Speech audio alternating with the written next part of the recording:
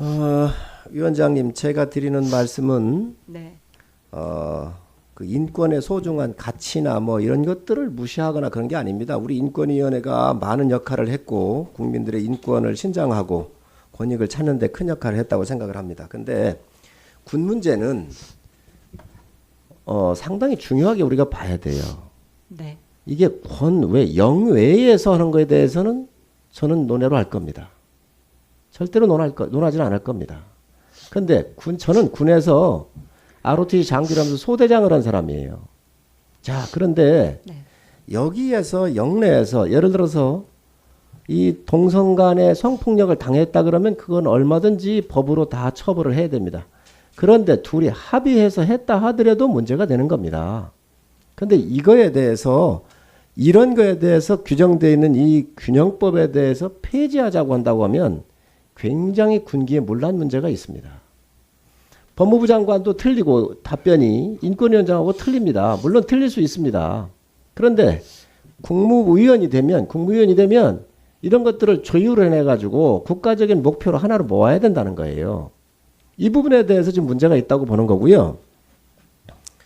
또 지금 여기 큐어 축제 가셔가지고 동성애자의 인권 보장이 없는 인권의 완성을 허구다 이렇게 말씀하셨고 동성애자의 인권 없는 민주주의는 상상할 수 없다 이러셨어요.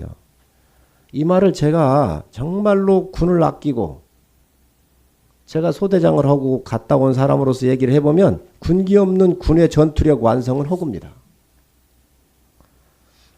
군기와 국민의 건강을 위협하는 동성애의 인권 옹호하는 민주주의는 상상할 수가 없는 거지요. 그래서 아까 우리 위원장님께서 말씀하셨는데 우리 아이도 군대 갔었다. 그거 희생하는 거 다 안다 그랬는데 역지사지로 그 아이가 같이 병사에서 근무하고 있을 때 이런 사태가 났다고 가정을 한다면 그 군의 사기나 그 질서는 무너질 수가 있는 겁니다. 심각한 문제가 될 수 있습니다. 우리는 청문회에서 이러한 부분에 대한 인권위원장의 인식 정도나 군에 대한 국가에 대한 이런 부분들에 대해서 우리가 알아보고자 하는 거예요. 그래서 이 문제를 제기를 하는 것이고 저는 다시 한번 말씀드립니다. 제가 여러 번 다른 의원님들보다 많이 질의를 해서 미안한데 어찌됐든 우리 국가의 굉장히 중요한 이 군의 특성상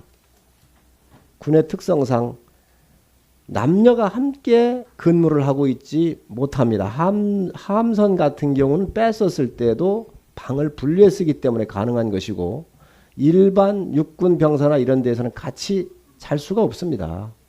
그런 특수성이 있는데 이 부분에 대한 인권위원장의 생각에 대해서는 전향적으로 고민을 해 주시기 바랍니다. 그리고 이 부분은 정말 중요한 부분입니다. 앞으로 우리 군에서 사태가 날 수도 있습니다. 그래서 인권위원장께서 이러한 특수적 측면을 좀 고려해 주십사 하는 말씀을 드리면서 마무리하겠습니다. 네, 알겠습니다. 네, 수고하셨습니다.